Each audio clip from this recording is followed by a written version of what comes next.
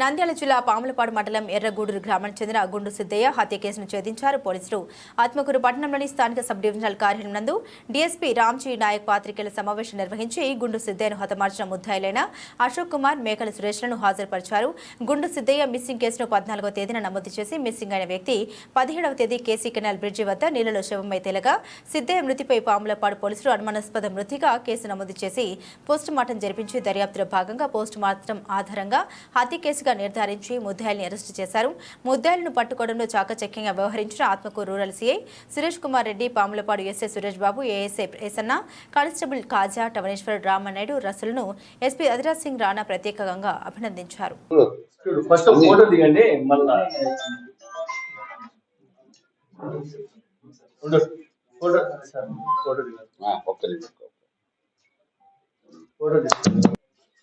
మనోడు పవర్ఫుల్ గా మొత్తం పొజిషన్ తీసుకుని కొడుతున్నాడే.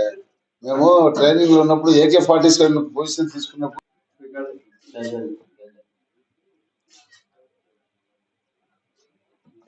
మీ అందరితో గ్రూప్ ఫోటో. గుడ్ ఈవినింగ్ అండి.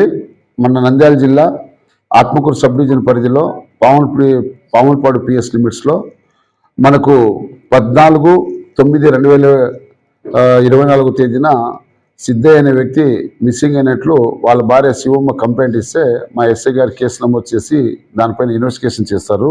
సురేష్ ఎస్ఐ గారు, పాములపాడు ఎస్ఐ గారు 16వ తేదీన అతని బాడీ 17వ తేదీన బాడీ ట్రేస్ అవుతుంది. బాడీ ట్రేస్ అయిన తర్వాత 174 CRPC కింద సస్పిషియస్ డెత్ కింద కేసు నమోదు చేసినారు. 22వ తేదీన PMC రిసీవ్ అయిన తర్వాత అతనికి హెడ్ ఇంజరీ అయింది. ఆ హెడ్ ఇంజరీ ఉండడంతో మర్డర్ కేసు కింద సెక్షన్ ఆల్టర్ చేసి ఎక్స్ప్రెస్ FIR పంపిస్తే మా ఎస్ఐ గారు, మా సిఐ సురేష్ కుమార్ రెడ్డి గారు ఈ కేసు ఇన్వెస్టిగేషన్ చేసి ఈరోజు మధ్యాహ్నం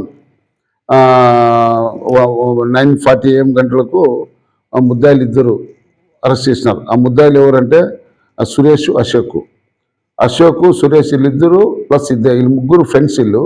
వీళ్ళు ఫ్రెండ్స్ ఉన్నప్పుడు కొంచెం బాగా మద్యం సేవించే అలవాటు ఉంది. అప్పుడప్పుడు కలిసి మందు తాగుతూ ఉంటారు.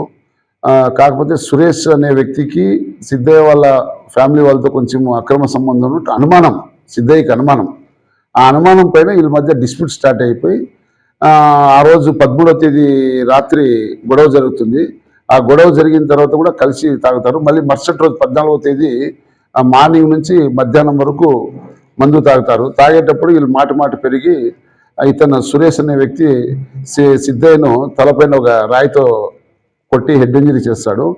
మళ్ళీ సురేష్, అశోక్ ఇద్దరు కలిసి అతని కెనాల్లో తోసేసి వీళ్ళిద్దరూ ఇంటికి వచ్చేస్తారు. ఆ రోజు సురేష్, అశోక్ ఎవరికేం చెప్పుకోకుండా సైలెంట్గా ఉంటారు. కానీ మళ్ళీ మరుసటి రోజు ఆయన పొద్దున్నే 10వ తేదీ మార్నింగే సురేష్ ఆయన వచ్చి వినకొండలో ఉంటాడు, అక్కడ పనిచేస్తూ ఉంటాడు.